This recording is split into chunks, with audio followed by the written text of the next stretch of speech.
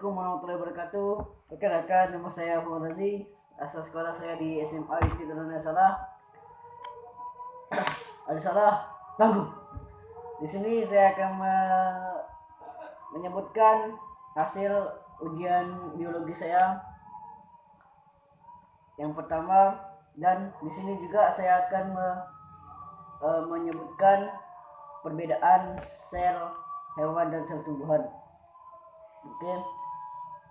Sebelum itu saya akan menyampaikan dulu jawaban ujian saya. Yang pertama, soal pertama, perhatikan ciri-ciri organel sel berikut. 1. Perpanjang membran inti ke arah sitoplasma. 2. Berbentuk seperti jala. 3. Mampu menyintesis lemak dan kolesterol. Dan 4. Dapat menetralkan racun. Jawabannya adalah retikulum endoplasma halus. Yang kedua, dalam sel bakteri tidak terdapat mitokondria, namun sel bakteri memiliki organel sel yang memiliki fungsi seperti mitokondria. Jawabannya itu organel sel tersebut adalah mesosom. Yang ketiga, perhatikan data organel sel berikut. 1. Sentriol. 2. Dinding sel. 3. Lisosom. 4. Mitokondria. 5. Kloroplast. 6. Plastisida. Plastida. 7. Vakuola. Bagian-bagian sel yang hanya terdapat di hewan ditunjukkan nomor. Jawabannya itu nomor 1 dan 3, yaitu sentriol dan lisosom. Yang keempat, nama dan fungsi organel yang ditunjukkan oleh huruf X adalah ribosom. Soalan kelima, bagian organel yang berperan sebagai penyimpan cadangan makanan dan penimbun sisa metabolisme ditunjukkan oleh huruf C, yaitu vakuola tengah. Dan itulah hasil jawaban saya mengenai hasil jawaban saya pada ujian semester yaitu ujian biologi. Baiklah, di sini saya akan menjelaskan perbedaan sel hewan dan sel tumbuhan. Sel hewan dan sel tumbuhan terdapat organel-organel khusus. Seperti hewan yang terdiri atas 3 organel sel, yaitu lisosom, sentriol, dan vakuola kecil. Sementara sel tumbuhan terdiri atas 3 organel sel khusus juga. Yang pertama, kloroplast, vakuola besar, dan dinding sel. Baiklah, kita akan menjelaskan organel sel khusus tumbuhan. Yang pertama, dinding sel. Dinding sel tersusun atas selulosa, hemiselulosa, dan pektin. Fungsi dinding sel tersebut adalah sebagai penyokong sel, melindungi sel dari selaput plasma, memelihara keseimbangan sel dari tekanan, dan memberi bentuk pada sel. Organel sel tumbuhan yang kedua, yaitu vakuola, merupakan organel sitoplasmik berisi cairan dan dibatasi membran konoplast.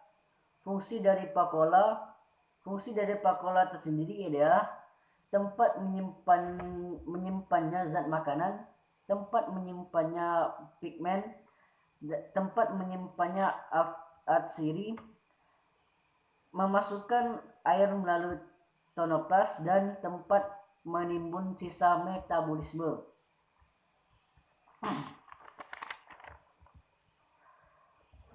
Yang ketiga adalah kloroplast. Kloroplast dibagi menjadi 3 bagian. Kloroplast mengandung klorofil, kloroplast mengandung pigmen,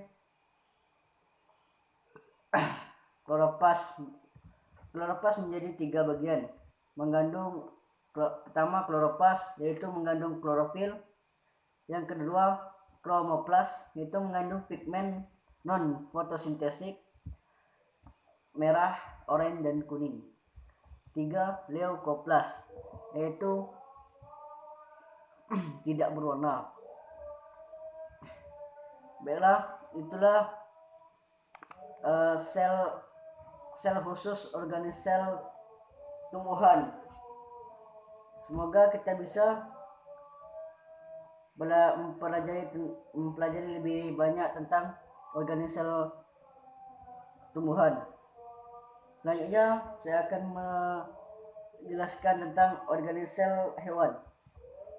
Organisel hewan yang bagian pertama ialah libosom. Libosom merupakan kantung membran yang isinya enzim pencernaan. Ya, libosom adalah kantong membran yang isinya hanya enzim pencernaan. Adapun fungsi dari